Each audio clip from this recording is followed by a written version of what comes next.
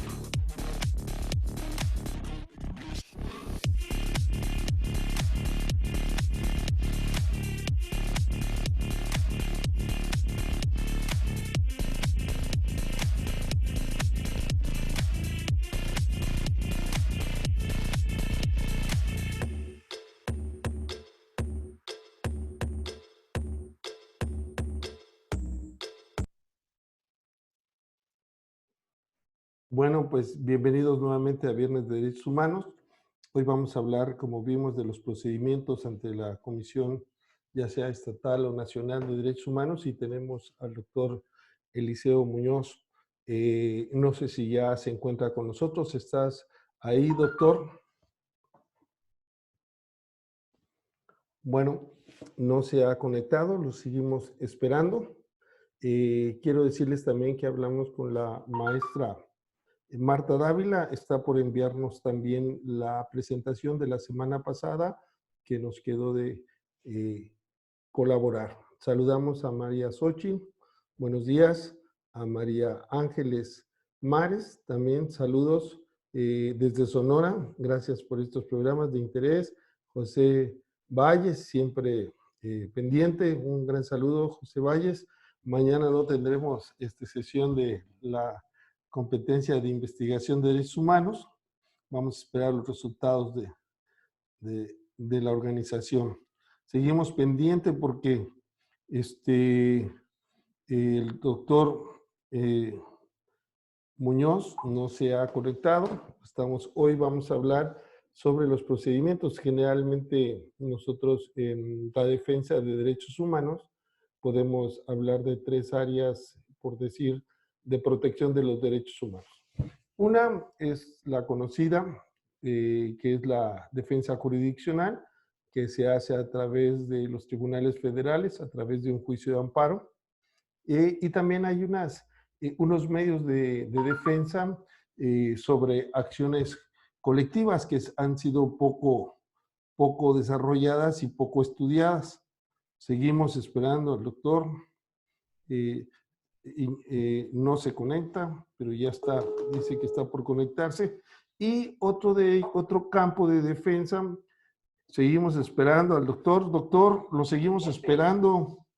Aquí está Ya estoy conectado desde otro teléfono. Sí, pero ¿cómo qué nombre estás? Florentino López. Ah, bueno, eso, bueno, ahorita Por el tema de que no me puede conectar en mi Ok, teléfono. ahorita te damos la entrada. Bueno, Daniel está él en el público como Florentino López, por favor, si lo puedes poner como panelista, ya tan esperado. Y otro medio de defensa es el que vamos a platicar hoy, que es el caso de la defensa no jurisdiccional a través de las comisiones estatales o la Comisión Nacional de Derechos Humanos. Y también podríamos decir la defensa a través de acciones de la sociedad civil. Doctor Eliseo Muñoz Mena, bienvenido a Viernes de Derechos Humanos. Lo estamos esperando. Usted es un Rod Stewart, ¿no? Es el artista, ¿no? Bienvenido, mi querido amigo. ¿Cómo estás? Bien, bien. De antemano una disculpa por el tema de la conexión. Me tuve que conectar desde otro teléfono, pero estamos a las órdenes y listos. Perfecto, qué bueno que estás aquí con nosotros, con tu casa de estudios, la Universidad Autónoma de Chiapas. De hecho, generalmente, antes de tener la encomienda que tiene ahora, era coordinador del posgrado de la maestría en Derecho Constitucional y Amparo en la Facultad de Derecho. Y ahora, doctor, ¿dónde anda? Actualmente estamos laborando en la Comisión Nacional de los Derechos Humanos, aquí en la Ciudad de México. Perfecto. ¿Cómo podríamos empezar a platicar sobre la defensa no jurisdiccional o la defensa de derechos humanos ante la Comisión Nacional de Derechos Humanos? ¿Cuáles son las funciones principales de esta comisión, doctor? Ok, buen día. Buen día a todos y a todas. Agradezco quienes se encuentren conectados y también una disculpa, como ya lo manifesté, por la espera. Pues bien, habría que recordar puntualmente y posiblemente el doctor Alfonso ya haya dado algún preámbulo que en lo que hace a la defensa de los derechos humanos existen medios jurisdiccionales y medios no jurisdiccionales para la defensa de los mismos. De manera muy breve mencionaremos que la defensa no jurisdiccional de los derechos humanos recae principalmente en el juicio de amparo. Ya recordamos. E indirectamente incluso podríamos mencionar también que a través de las acciones de inconstitucionalidad, incluso a través de una controversia constitucional, a través del juicio para la protección de los derechos políticos electorales del ciudadano, se tutelan derechos humanos. Ahora bien, eso es lo que hace la defensa jurisdiccional de los derechos humanos. La defensa no jurisdiccional de los derechos humanos tiene su fundamento en el artículo 102, apartado B de la Constitución Política Mexicana, y recordar también que esta defensa no jurisdiccional surge en el año de 1990 y se incluyó ya a nivel constitucional precisamente en el 102 apartado B en el año de 1992. Pues bien, esta defensa no jurisdiccional de los derechos humanos e incluso de las garantías para su protección en términos del nuevo lenguaje que se adoptó a partir de la reforma del 10 de junio del año 2011, recae en términos de este 102 apartado B de nuestra Carta Magna en la Comisión Nacional de los Derechos Humanos y también todos y cada uno de los organismos protectores de derechos humanos a nivel local. Es decir, me refiero a la Comisión Estatal de los Derechos Humanos de Chiapas, por ejemplo, a la Defensoría de los Derechos Humanos del Pueblo de Oaxaca, etcétera. Y así sucesivamente, cada una de las entidades federativas, incluyendo la Ciudad de México, tienen su propio organismo local protector de los derechos humanos. Esta defensa no jurisdiccional se realiza en lo que cabe a la Comisión Nacional de los Derechos Humanos respecto de actos y omisiones de la administración pública federal. Esto es en contra de actos que provengan del Ejecutivo. Incluso en su administración pública federal centralizada, desconcentrada, e incluso podríamos incluir también ahí a los organismos descentralizados a nivel nacional. Es decir, la Comisión Nacional de los Derechos Humanos, entonces, tiene competencia respecto de autoridades federales y los organismos locales respecto de actos, o podemos combatir actos u omisiones que provengan de la administración pública estatal y municipal respectivamente. Y acoto, me parece que me va a hacer otra pregunta el doctor Lascano, y acoto algo muy importante. Tanto la Comisión Nacional de los Derechos Humanos como los organismos locales protectores de derechos humanos no tienen competencia en contra de actos y omisiones del Poder Judicial federal y los poderes judiciales locales. Es decir, no podemos intervenir en contra de una queja que se interponga en contra del Poder Judicial federal, Poder Judicial local, así tampoco en contra de actos de naturaleza electoral. Podríamos decir que esas son las dos grandes restricciones que tienen en cuanto a competencia los organismos protectores de los derechos humanos. Muy bien, muy bien. De hecho, esa era la pregunta, ¿no? ¿Qué materias le corresponde conocer? Y te nos adelantaste, como siempre, mi querido doctor. Bueno, saludamos a Roberto Chao, como siempre, presente, a Mauses Musas, a Mónica Seis, saludos a Tapachula, a Moni Cruz, y saludamos a todos. Carolina Román, saludos desde Ecuador, buenos días. También buenos días a Violeta Menchaca Marín, que nos acompañan. Los invitamos a hacer sus preguntas, sus comentarios.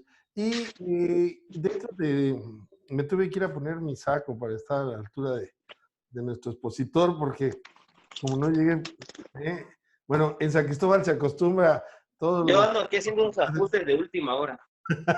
Eso ya.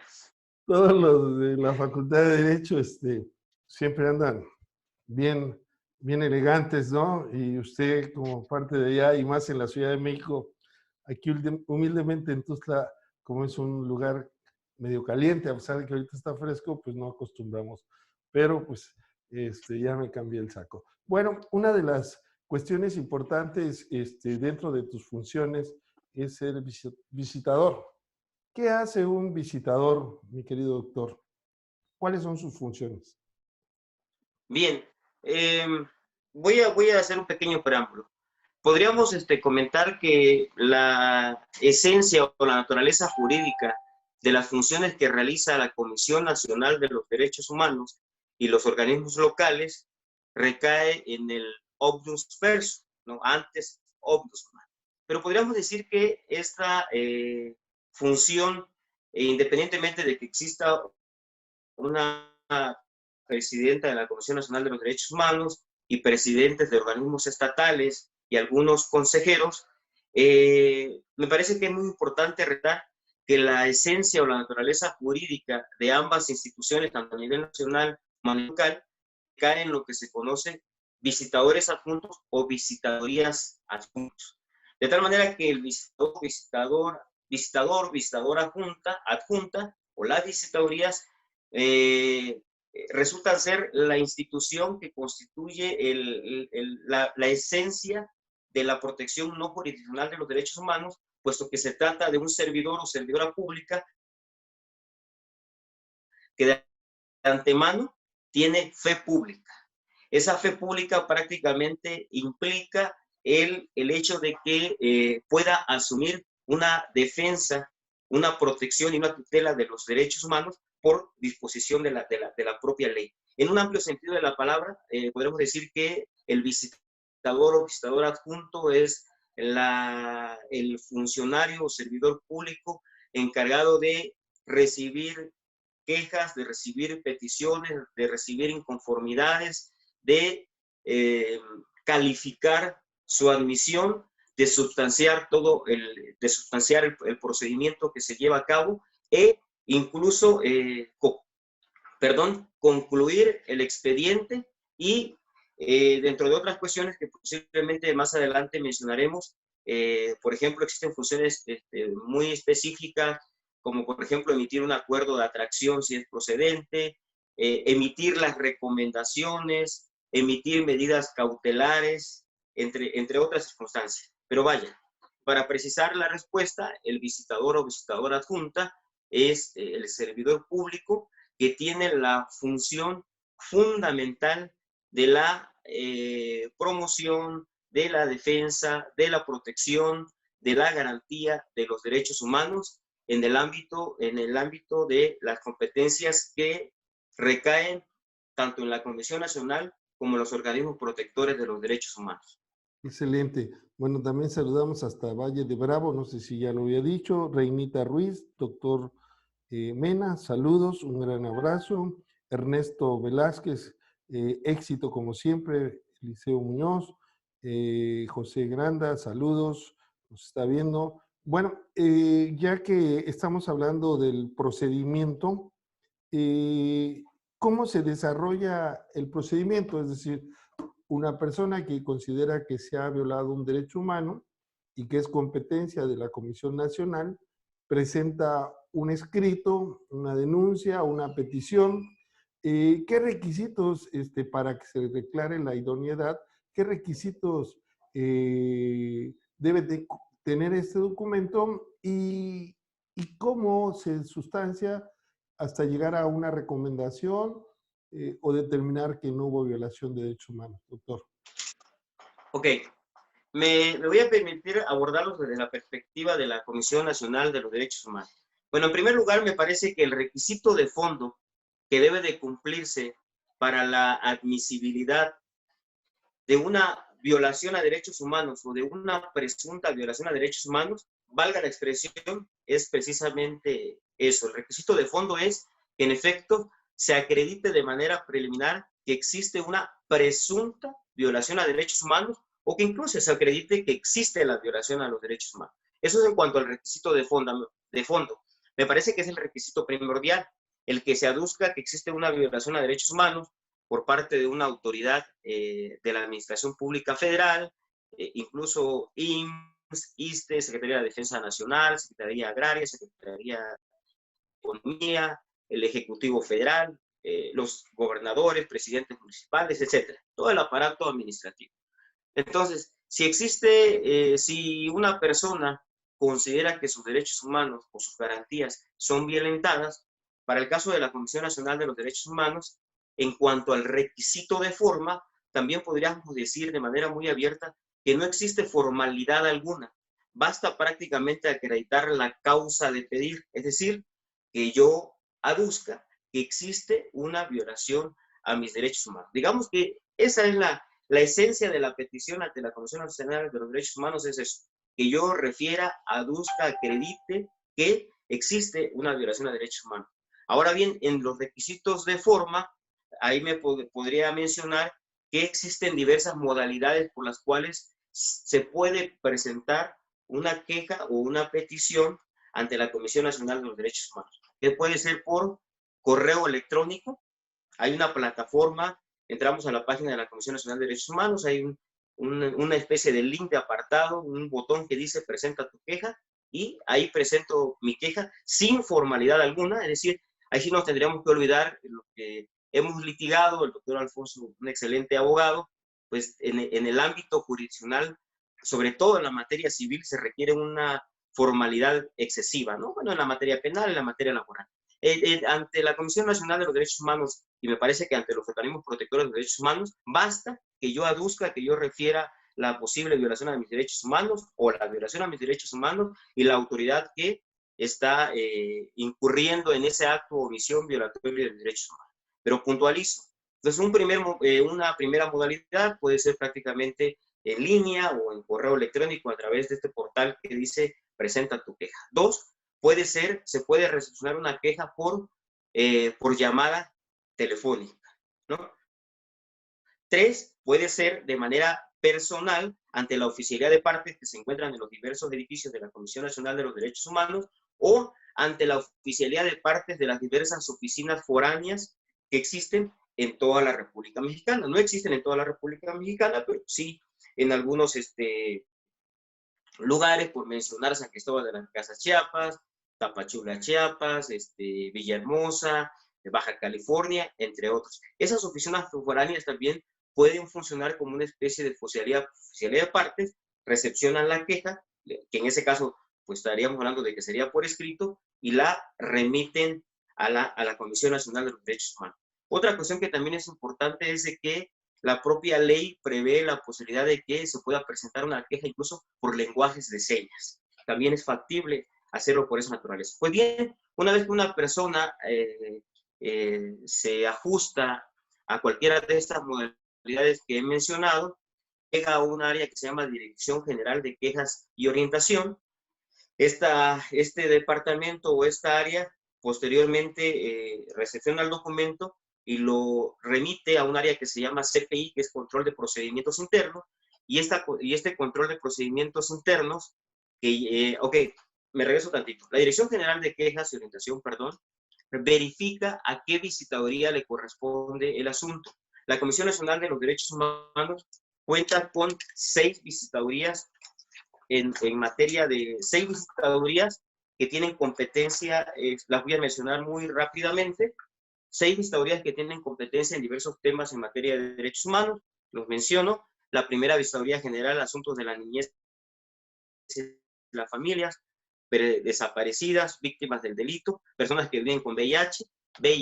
La segunda Visitaduría se encarga de sustanciar quejas en contra de cualquier autoridad de la Administración Pública Federal centralizada. Me refiero a Secretaría de la Defensa Nacional, Secretaría de la Cultura, Secretaría del Bienestar, Administración General de Aduanas, Instituto Nacional de Antropología e Historia, etc. Autoridades federales.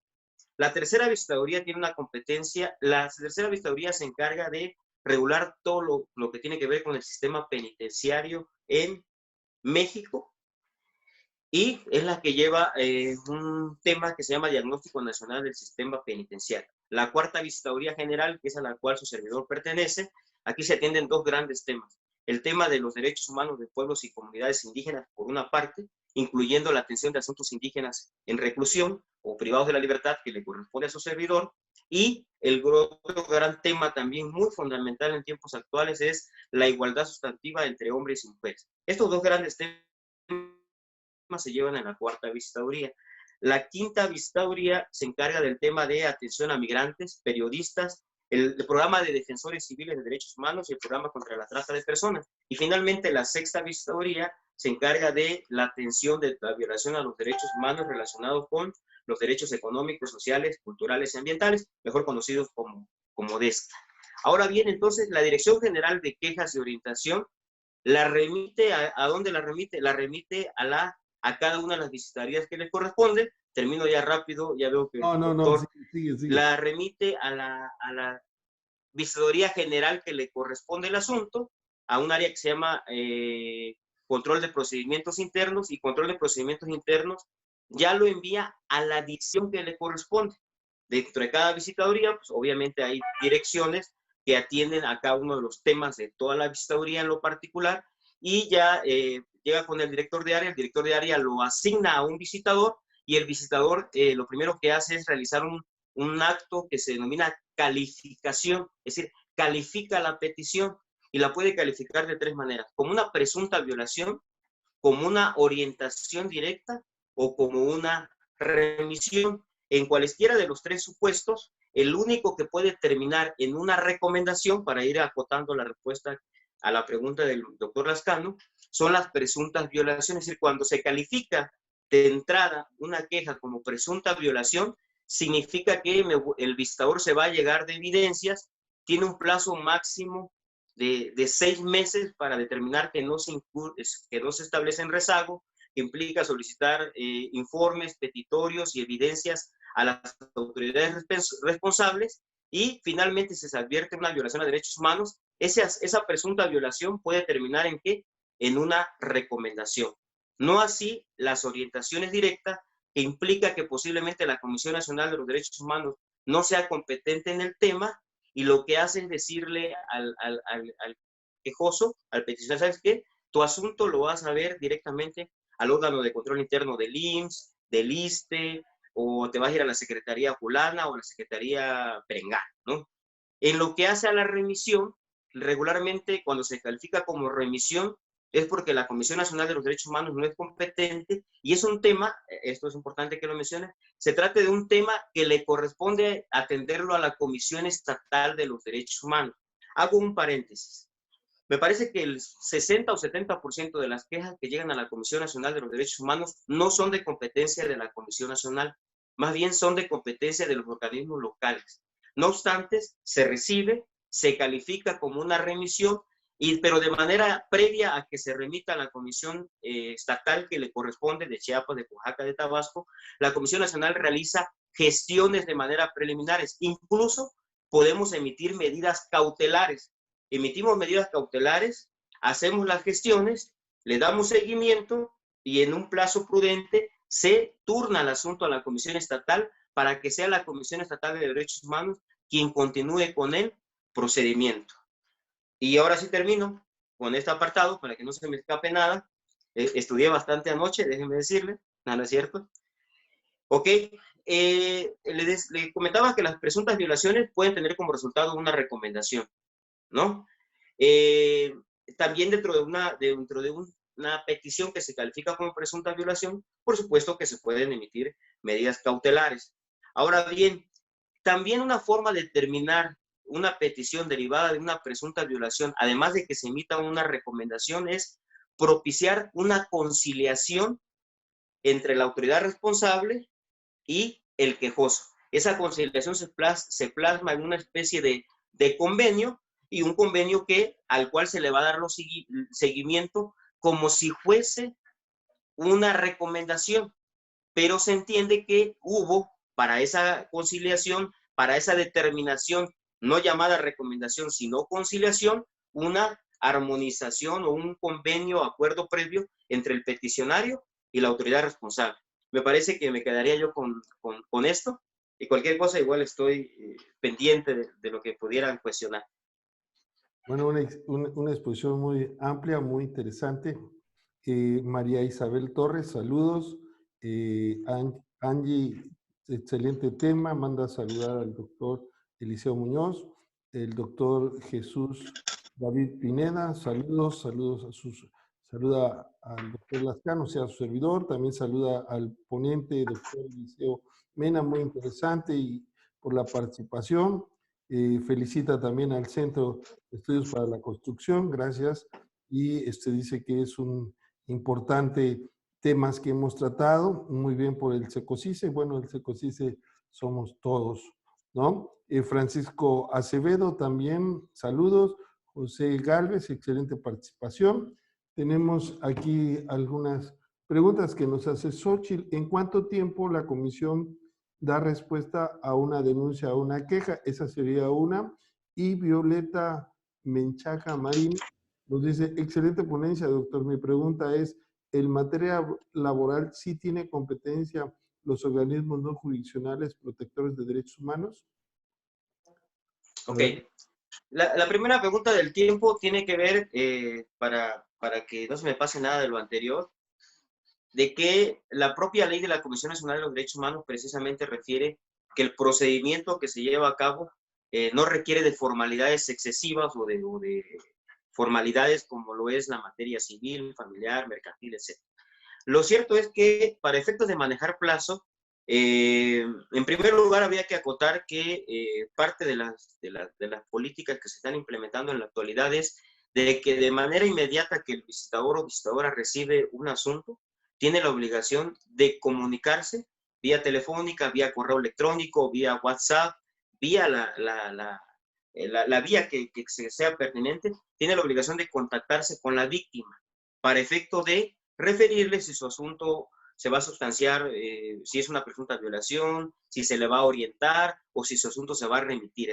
En ese sentido, esa comunicación informal podríamos decir que forma parte del procedimiento y de esa comunicación que tiene que haber entre el visitador y la víctima. Primer punto. Segundo punto, por disposición normativa interna, un asunto, dependiendo de la naturaleza del caso, puede resolverse en 2 meses, 3 meses, o se tiene ya establecido que un plazo máximo de 6 meses. A partir de 6 meses, desde el punto de vista administrativo, una queja o petición que se sustancia en ese plazo o posterior a los 6 meses, ya nosotros la consideramos que recae en rezago.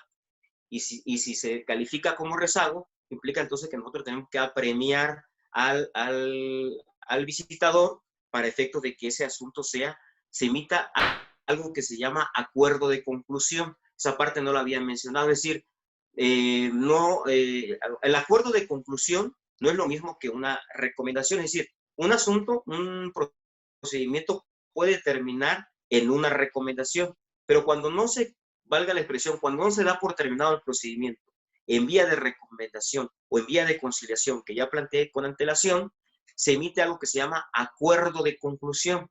¿Por qué se puede emitir el acuerdo de conclusión?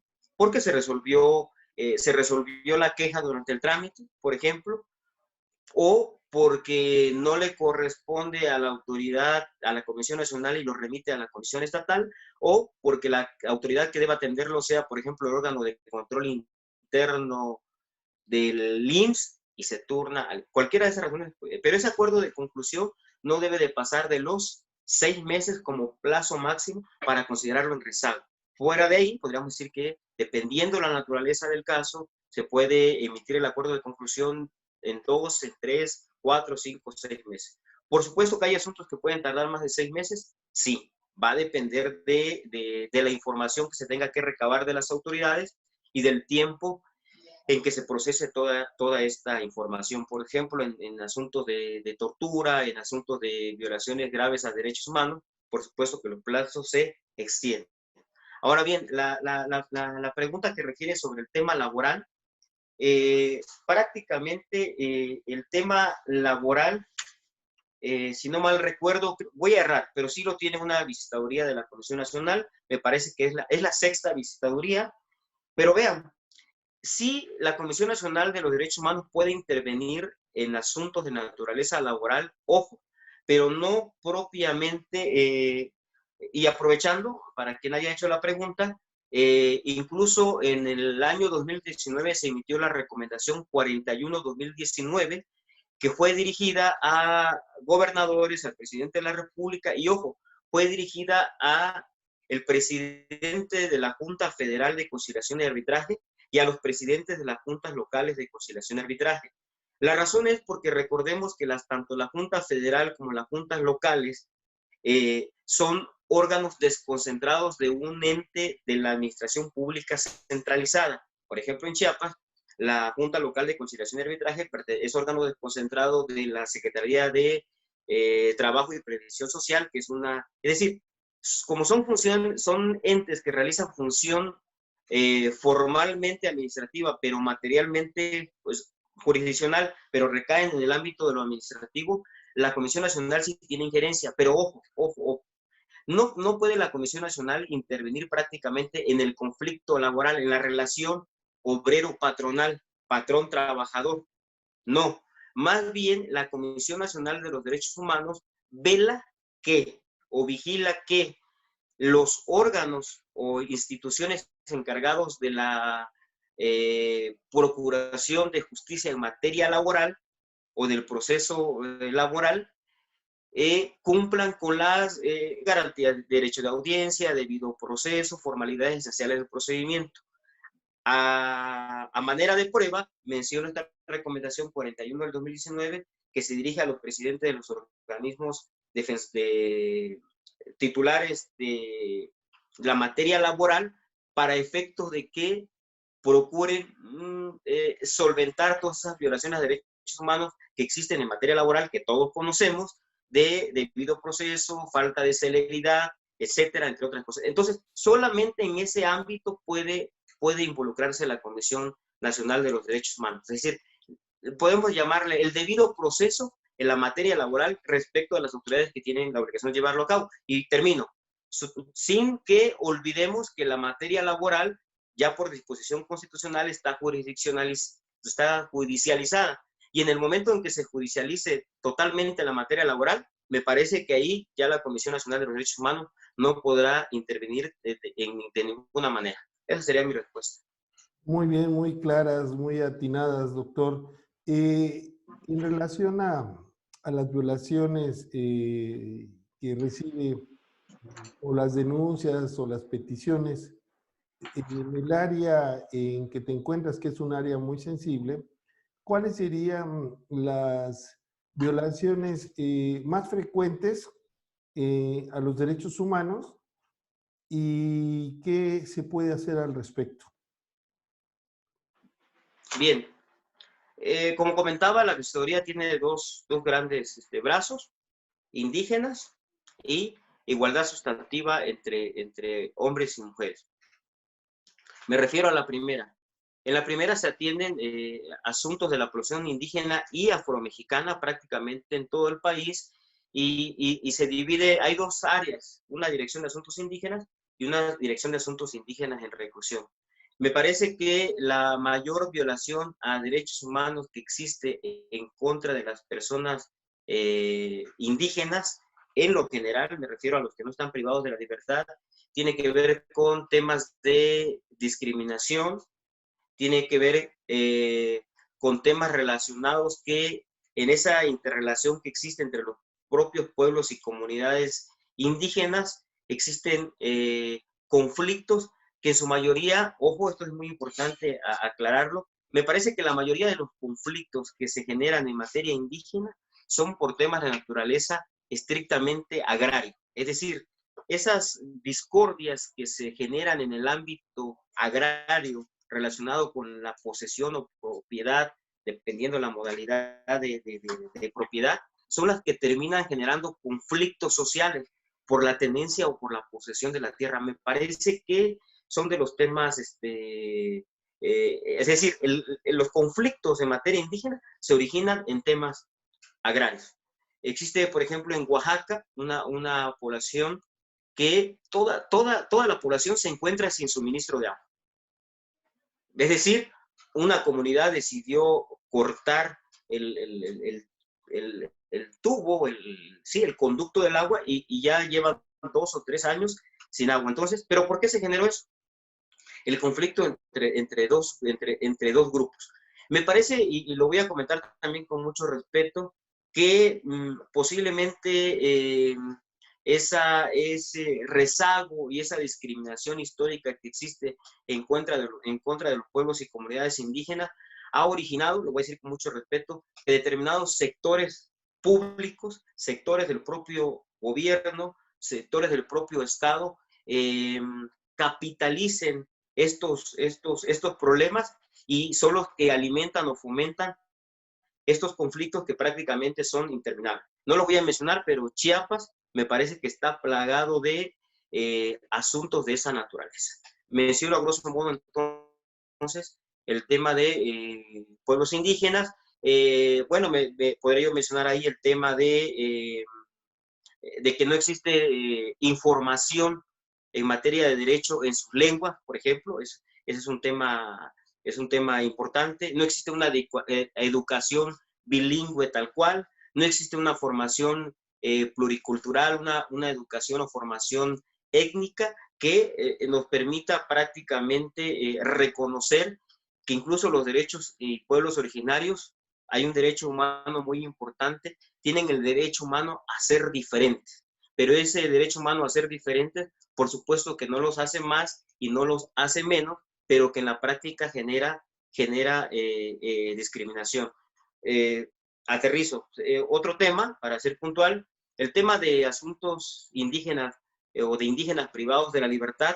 Me parece que la mayoría de los derechos humanos que se violentan al interior de un centro de reinserción social es el hecho de que no tienen el derecho a usar, por ejemplo, su medicina tradicional, que eso me hace fundamental. 2, el hecho de que compurgan sus penas o incluso son procesados en lugares lejanos a su centro a su domicilio. 3, para quedarme ahí, el hecho de que no permitan el que vivan conforme a sus usos y especificidades culturales aún dentro de prisión. Y ojo, en lo que hace previo a que estas personas, por ejemplo, cuando son sujetas a proceso penal o a cualquier procedimiento de una persona indígena, me parece que un tema también fundamental ahí es la falta de intérpretes y o traductores y o defensores que conozcan su lengua y su cultura.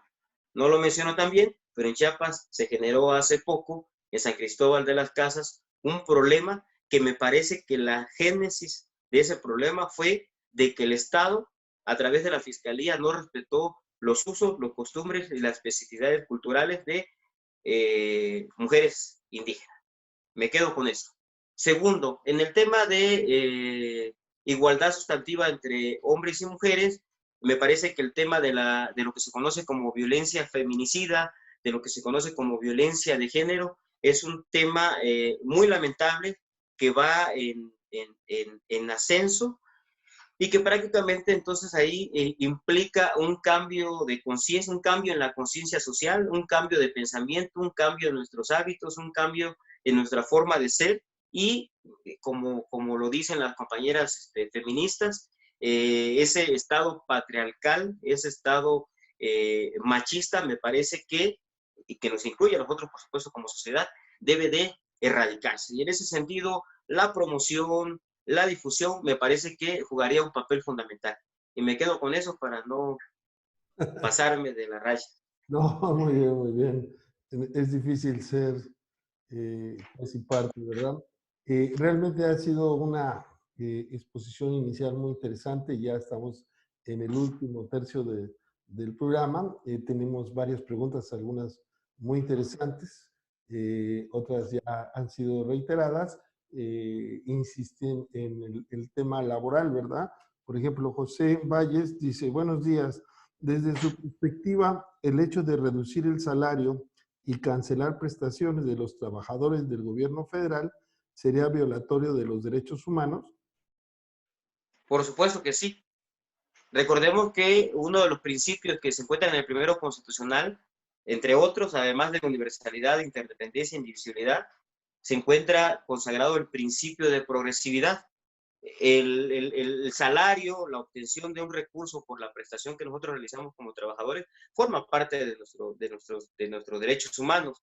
Y el hecho de que yo tenga un sueldo específico y ese sueldo sea minimizado, sea cortado, sea lo que se haga, y que implique una afectación en mi patrimonio finalmente, por supuesto que es violatorio de derechos humanos. Y me parece que ahí yo apelaría un tanto más a la protección jurisdiccional a través de un juicio de amparo para combatir este acto, para combatir este tipo de actos de autoridad. Pero por supuesto que sí es violatorio de derechos humanos. Muchas gracias. Algunos de los que nos siguen, como aparece en la imagen el nombre de Florentino López, ¿no? Pero estamos con el doctor Eliseo Mena, ¿no? Muñoz Mena, ¿no? Entonces, pero dice, me gustaría que preguntara al doctor López Santos. Aclaramos que no es el doctor Santos, ¿no? Es el doctor Eliseo Muñoz Mena, quien nos hace el honor de estar con nosotros en Viernes de Derechos Humanos, nada más que viene con un seudónimo ahora. No, no es cierto.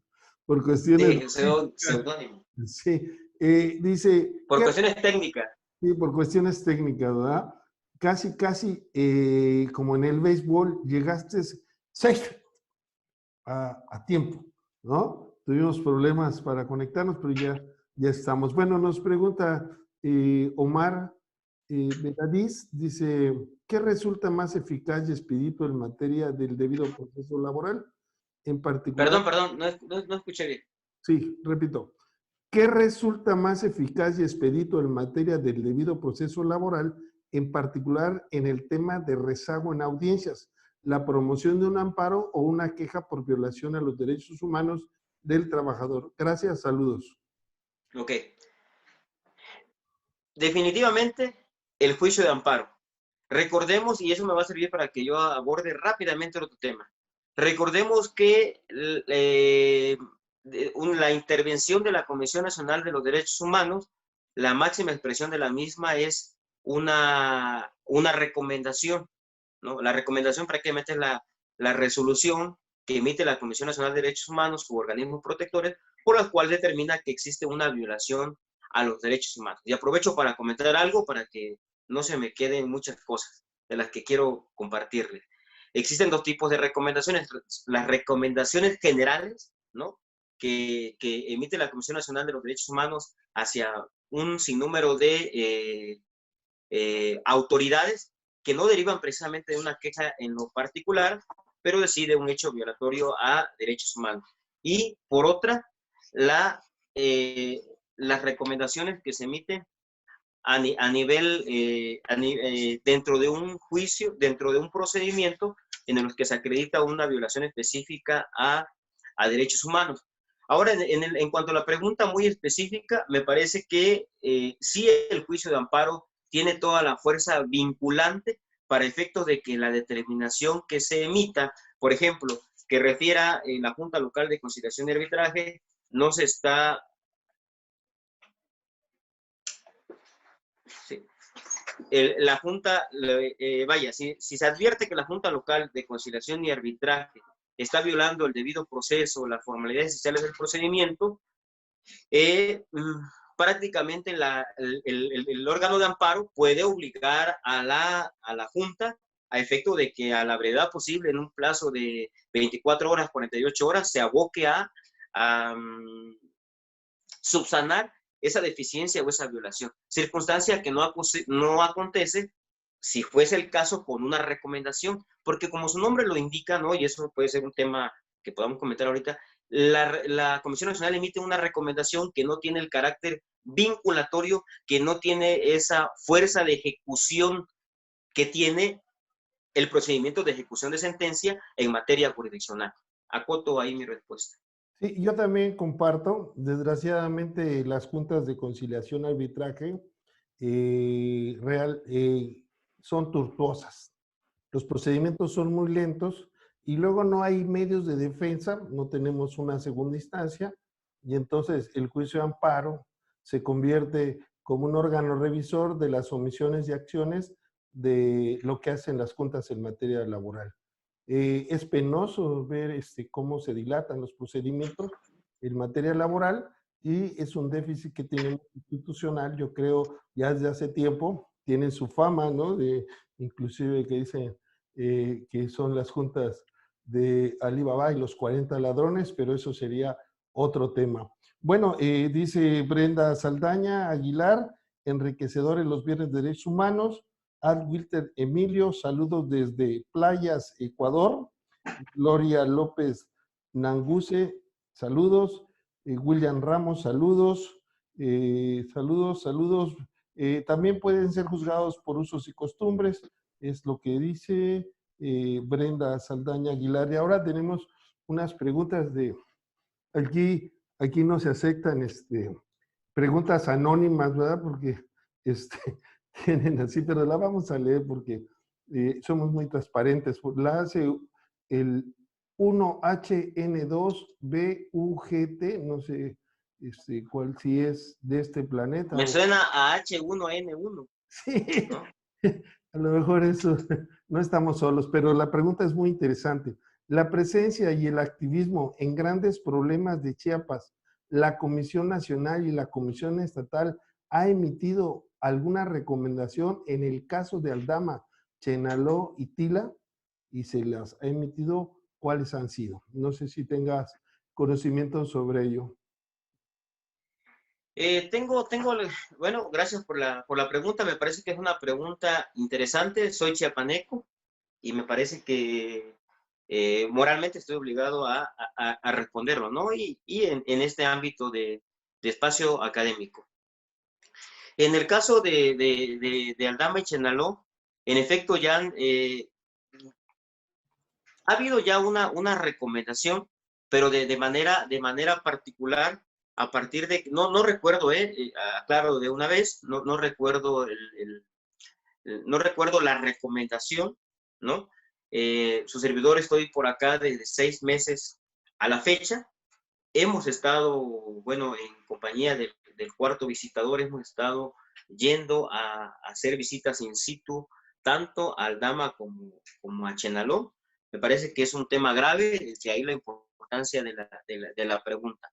No recuerdo exactamente el número de la recomendación, pero ya existe una o dos en torno a los temas que se han generado por ese conflicto que ya lleva muchos tiempos, pero lo que sí le puedo comentar es que sí se han emitido recientemente medidas cautelares para la salvaguarda de la vida, integridad corporal, integridad física de los pobladores de ambas poblaciones que se encuentran en los límites entre Aldama y Chenaló, y prácticamente se encuentra, digamos, el tema en una especie de mesa interinstitucional en la que tienen que intervenir diversos entes del Estado para procurar darle atención al tema, pero me parece que es una pregunta importante, es un tema que está sobre la mesa y me parece que es un tema que también requiere la atención tanto del gobierno federal como de los gobiernos estatales,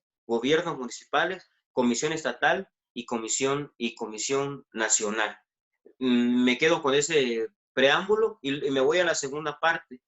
En el caso de Tila, se tuvo conocimiento de hechos lamentables que ya son del conocimiento público. No obstante, el tema tiene que ver con la competencia, yo lo comentaba desde un principio.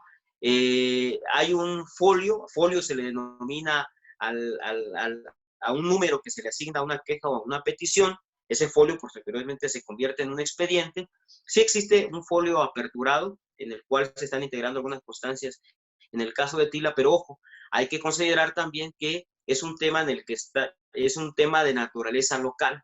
Por lo tanto, ahí prácticamente la gestión del caso de Tila lo lleva la Comisión Estatal de los Derechos Humanos, que ojo, cabe precisar, resulta en el mismo tenor el tema de Aldama y Chenaló, es decir, existe expediente en la Comisión Nacional y expediente en la Comisión Estatal. Pero ojo, el tema es de competencia estatal. Por eso yo mencionaba al principio de la plática que la mayoría de los temas que vienen de la Comisión Nacional le competen a organismos estatales de derechos humanos. La Comisión Nacional realiza gestiones preliminares, incluso muchas veces de manera aparejada con la comisión, con los organismos locales, pero finalmente el asunto, si no es de competencia de la Comisión Nacional, se tiene que remitir al órgano estatal. Es lo que diría yo en cuanto a esos temas. Muy bien, excelente, gracias. Y también Manuel Hernández, excelente disertación. Saludos. Bueno, ya nos encontramos al final del tercio y otra vez nuestro amigo Anónimo dice, muy abierto, contrario a la 4T.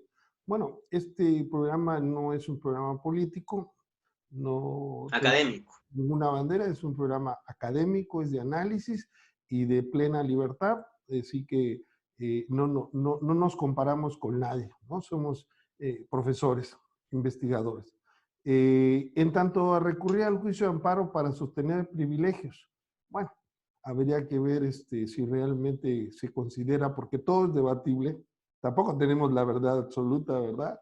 Si es mantener privilegios, ¿no?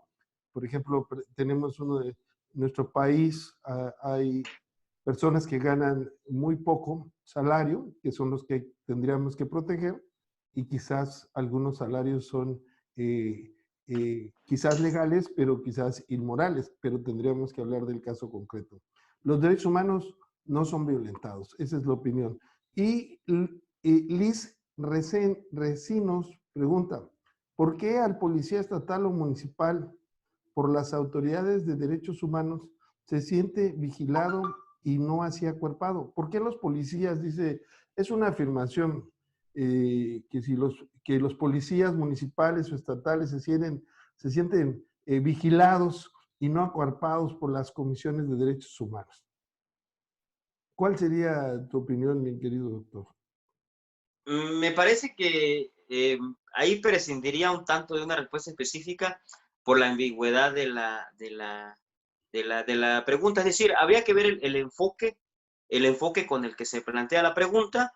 Tal vez tenga que ver con el hecho de que, bueno, voy a hacer un preámbulo, a lo mejor y me acerco a la posible respuesta, lo digo con todo respeto, no logro aterrizarla, pero como ya hemos dicho, la Comisión Nacional o la estatal prácticamente atiende peticiones en contra de posibles violaciones a derechos humanos, en contra de autoridades federales, estatales y municipales de la administración pública. Y me parece que en ese sentido la policía recae en ese ámbito.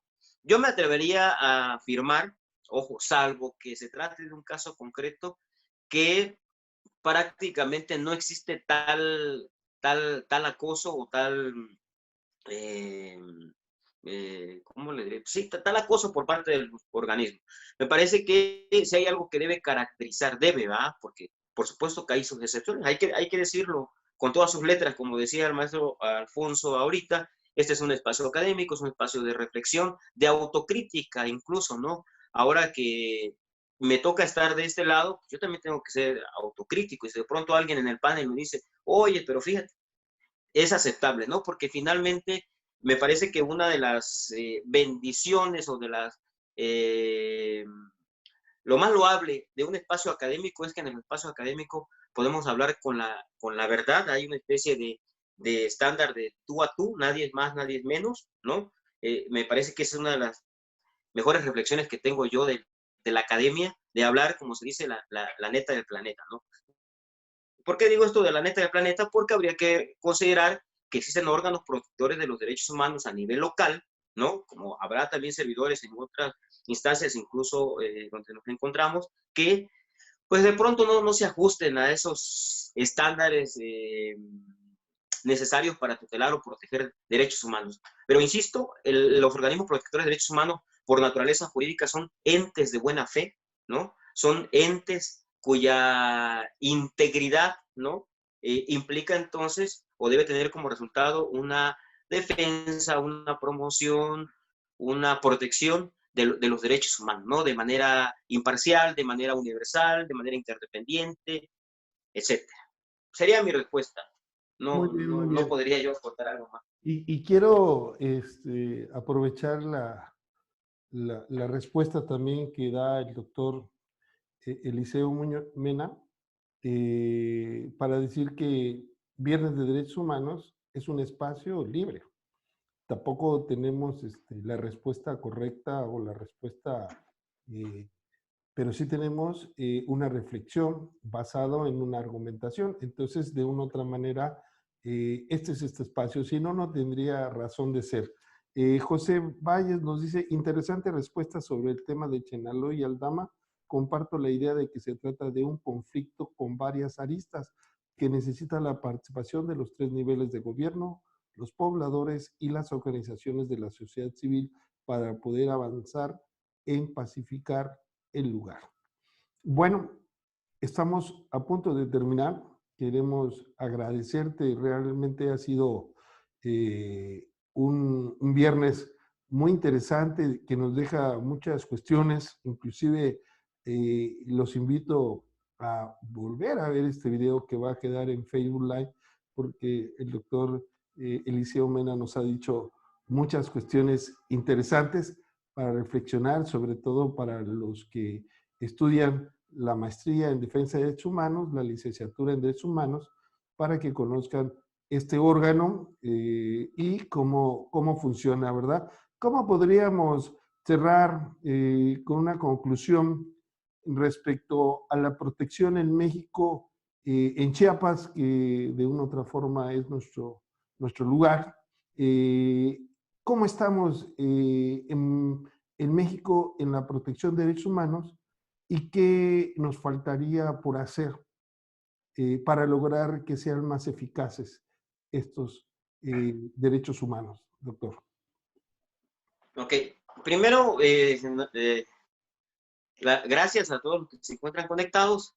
Por ahí me quedaron otros temas que quería compartir, pero es igual, ojalá haya otra oportunidad, como es el tema muy importante. Usted ahora que menciona a quienes se dedican a la defensa de los derechos humanos, estudiantes, maestrantes, pues recordarán o tendrán en consideración la importancia que tienen las medidas cautelares, ¿no? Como un medio de protección y tutela de los derechos humanos. Ese sería un tema que ojalá podamos retomar, pero lo dejo sobre la mesa, ¿no? La importancia de las medidas cautelares a petición del quejoso para evitar una posible violación a derechos humanos o la restitución de sus derechos humanos. Uno, hay un refrán que dice, mi pecho no es bodega, ¿no? Y parece que yo quiero soltar todo. Es un tema, lo menciono, así a grosso modo. Dos, el tema también de que la Comisión Nacional de los Derechos Humanos prácticamente constituye un ente que cumple una función de una especie de segunda instancia respecto de los organismos locales. Es decir, si existe una omisión o una inactividad durante un procedimiento llevado ante una comisión estatal, cualesquiera que sea, se puede imponer un recurso para que la Comisión Nacional de Derechos Humanos conozca del mismo. Dos, emitida una recomendación en contra de alguna autoridad estatal o municipal por parte de un organismo local y la persona advierte que esa recomendación fue deficiente o que no se cumplen los puntos recomendatorios de la Comisión Estatal, también se puede ocurrir en vía de recurso, son dos, queja e impugnación ante la Comisión Nacional de los Derechos Humanos. Ya, con eso cierro mi percepción, lo que yo quería mencionar. Ahora bien, apelando al planteamiento del doctor Alfonso Martínez Lascano, también de manera muy respetuosa debo de comentar que el tema de los derechos humanos es un tema que se encuentra en el discurso del Estado, se encuentra en el discurso político, se encuentra de sobremanera, ¿no? Es un tema sobregirado, diría yo, concepto ahí del derecho mercantil, en la Constitución, en leyes, en reglamentos y en tratados internacionales. Me parece que como instrumento jurídico estamos plagados de doctrina, de disposiciones en materia de derechos humanos. Pero la gran realidad es que ese cúmulo de disposiciones, de discursos, de posturas en pro de los derechos humanos, me parece que no se ven reflejados en la realidad. Lo que me lleva a concluir de que yo podría afirmar, tal vez sea catastrófico en lo que yo diga, pues sí, vivimos una crisis generalizada en materia de derechos humanos, que se traduce en una violación constante y permanente a los derechos humanos de mujeres, hombres, niños, niñas, comunidad LGBT, TTIQ y más, mujeres, etcétera, por parte del Estado. Y que lo que implica entonces es tomar conciencia de ello, me parece, primero en lo personal, ¿no? Y luego ese cambio de conciencia en lo personal me parece que hay que llevarlo al ámbito social y implica entonces que nosotros conozcamos cuáles son sus derechos, ante quién tengo que ocurrir. Hay que exigirle a las autoridades. Me parece que es una tarea que a veces pues, nos da un poco de flojera, porque ya sabemos qué pasa si presentamos una denuncia ante el Ministerio Público, ¿no? A veces ni nosotros mismos como abogados lo queremos hacer por lo tortuoso que es, ¿no? Pero que finalmente sí hay que exigirle a la autoridad, a la que sea, que haga su trabajo. Hay que denunciar a la autoridad que violenta derechos humanos. Hay que conocer nuestros derechos humanos, hay que exigirle, a quien tenga que exigirse, hay que exigirle hasta las últimas consecuencias. Eso por una parte. Pero por otra, también considerar que me parece que uno de los elementos fundamentales que le falta al tema de los derechos humanos es dejar de ver a los derechos humanos como una norma jurídica.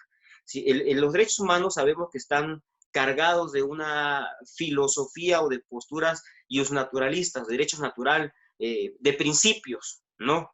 No de normas jurídicas tajantes, cerradas, ¿no? Porque por más abstracta que pueda ser una norma jurídica, de repente resultan ser muy cerradas, en tanto que el derecho natural y los derechos humanos nos permiten a través de los principios aperturarse hacia la tutela, protección y defensa de los derechos humanos.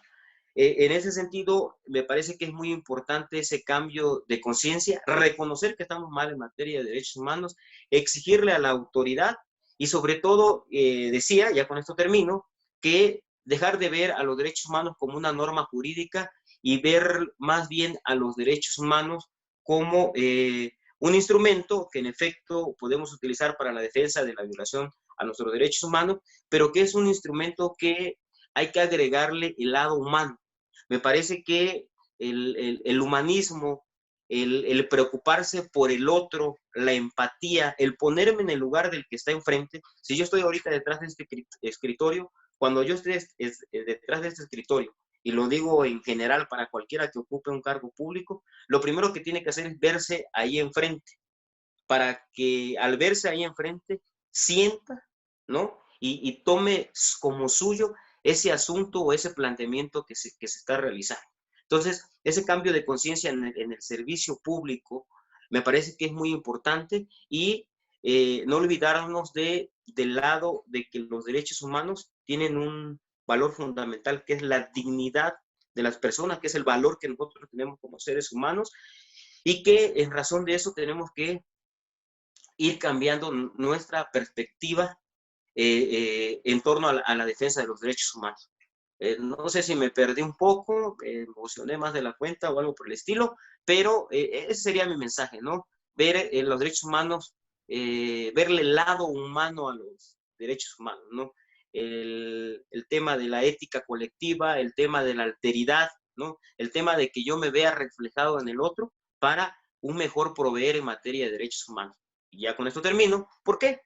Porque el discurso está muy padre, pero la realidad todos las conocemos, me parece que estamos no muy bien en materia de derechos humanos. Recordando al doctor Sergio, mi querido doctor Lascano, ¿no? O sea, no estamos mal, pero no estamos bien tampoco, ¿verdad? Ok, sería mi participación, compañeras y compañeros. Y agradezco la atención que han tenido para con mi persona, de escucharme. Bueno, quiero agradecerte, doctor Eliseo Muñoz Mena, por este Viernes de Derechos Humanos. La verdad me da mucho gusto el que hayas compartido tus conocimientos. También quiero reconocer que hemos sido compañeros en la academia y que cada día constato más ese crecimiento intelectual, ese crecimiento humano que realmente transmites, y ha sido un honor tenerte en Viernes de Derechos Humanos. Queremos decirle a Xochitl, que nos pregunta para mí, dice, si tenemos la posibilidad de un tema de derechos humanos de violación por discriminación a los servidores públicos. Bueno, vamos a preparar un tema sobre la discriminación a los servidores públicos, y también vamos a preparar un tema, y ya que el doctor Eliseo Muñoz Mena se ha adjudicado ese tema, vamos a hablar de las medidas cautelares en el procedimiento ante la comisión, y desde luego esperamos contar con su apoyo. Y hay otro que dice, un espectador anónimo, dice, es así tanta burocracia el Tratado de los Derechos Humanos. Bueno, lo importante, creo yo, y con esto despedimos el programa, es pensar que los derechos humanos empiezan siendo un buen padre, un buen ciudadano, un buen hijo, un buen compañero, un buen colega, un buen ser humano. Los derechos humanos están en nosotros mismos. Nos vemos en el próximo Viernes de Derechos Humanos. Gracias a todas y a todos, y gracias, doctor Eliseo Mena. Hasta pronto. Gracias a todas y a todos.